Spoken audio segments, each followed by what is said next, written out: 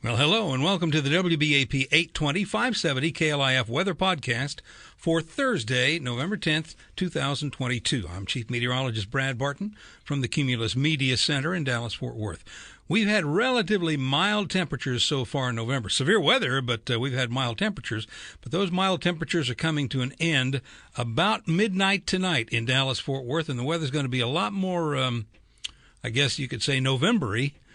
In the next week. Okay, we'll check our morning satellite loop, which shows low clouds moving into Dallas-Fort Worth from the south. They've been doing that all morning long. But still, it's a decent day with south winds, dry air, rain-free weather, and a high in the upper 70s. Humidity is on the increase for sure. This is Gulf moisture coming in. But it's just going to be breezy and humid, but still a nice day for most outdoor activities and chores.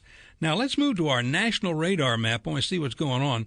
By the way, this is from weathertap.com. This is the primary radar source we use in the WBAP Weather Center. I've been using WeatherTap for over 20 years. WeatherTap.com. They have a free trial if you want to take a look at it. We're watching two storm systems.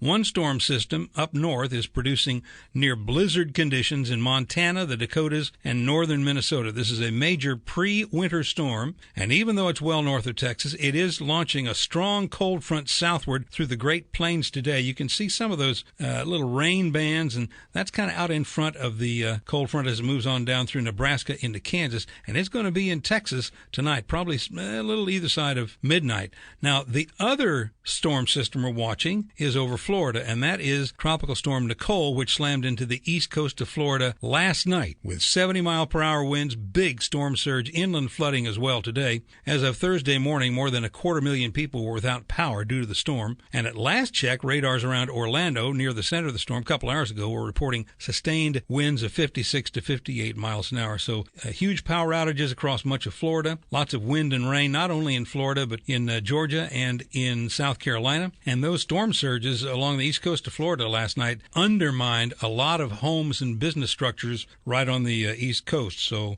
just keep that in mind. It's never a good idea to build right on the beach, maybe a little bit inland. A lot of damage from this late season tropical storm Nicole, and it's going to move on up through Georgia into the Carolinas a little bit later on. Let me show you a couple of short-range models that apply to us. This is the rainfall depiction for tonight through early tomorrow morning. Runs through midnight. Well, actually runs through midnight to tomorrow night as well. You can see what happens. A couple of different rainstorms underway. But this is the cold front coming through, and then it also picks up a little disturbance as well over southwest Texas and the hill country, and it moves it on to the northeast as well. Now, this is another